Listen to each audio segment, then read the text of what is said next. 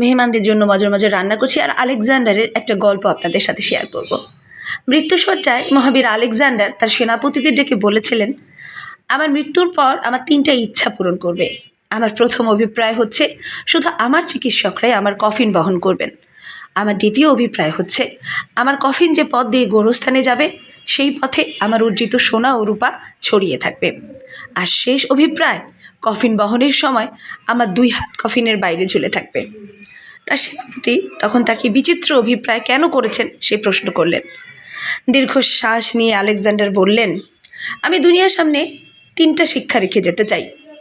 আমার চিকিৎসকরা কফিন বহন করতে করতে এই কারণে বলেছি যে যাতে লোকে অনুধাবন করতে পারে যে চিকিৎসকরা কোনো মানুষকে কখনোই সারিয়ে তুলতে পারেন না, তারা ক্ষমতাহীন আর মৃত্যুর থাবা থেকে রক্ষা করতে পুরোপুরি অক্ষম। আর গোরস্থানের পথে সোনাদানা এই জন্য ছড়িয়ে রাখতে বলেছি মানুষকে এটা বোঝানোর জন্য যে সোনাদানার একটা কণাও আমার সঙ্গে যাবে না। এগুলোর জন্য সারাটা জীবন ব্যয় করেছি, কিন্তু নিজের সঙ্গে কিছুই নিয়ে যেতে পারছি না। মানুষ বুঝুক এসবের পেছনে ছোটার সময়টা কতটা অপচয় করেছি। কিছুই তো সে নিয়ে যেতে পারছে না দিন শেষে। তারপর তারা জিজ্ঞেস করলো, আর এই যে কফিনের বাইরে হাত রাখার বিষয়টা? তখন আলেকজান্ডার বীর বলল, কফিনের বাইরে হাতটা এই জন্য রাখতে বলেছি সবাই দেখুক মানুষ দুনিয়াতে আসে খালি হাতে, দুনিয়া থেকে আবার চলেও যায় খালি হাতেই।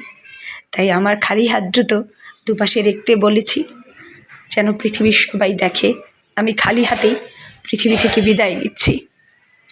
আসলে আমরা সব কিছু জানি, সব কিছু বুঝি, আমরা তারপরও আমাদের অর্থবিত্ত, আমাদের ক্ষমতা, আমাদের লোভ, আমাদের প্রতিহিংসা এগুলো জাগানোর জন্য প্রতিনিয়ত পাপ করে যাচ্ছি। যার 1 আছে সে 2 চায়, যার 1000 আছে সে 2000 চায়, আরও চাই, আরও চাই।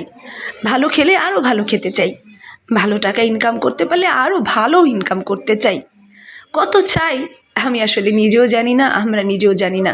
ক্ষমতা, 2 ক্ষমতায় গেলে 3 ক্ষমতা চাই, ক্ষমতায় একদিন গেলে সারা জীবন ক্ষমতায় থাকতে চাই।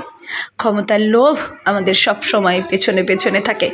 আমরা কখনো ক্ষমতার লোভ, টাকার লোভ, অর্থের লোভ, খাবারের লোভ, কোনো কিছুর লোভ ছাড়তে পারি না। লোভ জিনিসটাই আমাদের সাথে সবসময় আষ্টে পৃষ্ঠে যোগ হয়ে আছে। শয়তান আমাদেরকে সবসময় কবুলা দিয়ে যাচ্ছে, আমরা তার কবুলায় কবুলিত হই, আবার 2 দিন পর ভুলে যাই, নীতিবাক্য দেই, এটা করবো না, ওটা করবো না, এটা ভালো না, ওটা ভালো না, আবার 2 দিন পর নিজেই সে একই কাজটা করি, ভুলে যাই। এই জন্যই আমি বারবার মানুষকে বলি, আয়নায় নিজেকে দেখুন, ভালো করে দেখুন আপনার কোথায় ভুল আছে, কোথায় ত্রুটি আছে, ভালো করে দেখুন। আমি নিজেও মাঝে মাঝে খুব ভালো করে আয়নায় দেখি, তারপরও হয়তো বা শুধরাতে পারিনি। দোয়া করবেন, ভালো থাকবেন, আল্লাহ হাফেজ।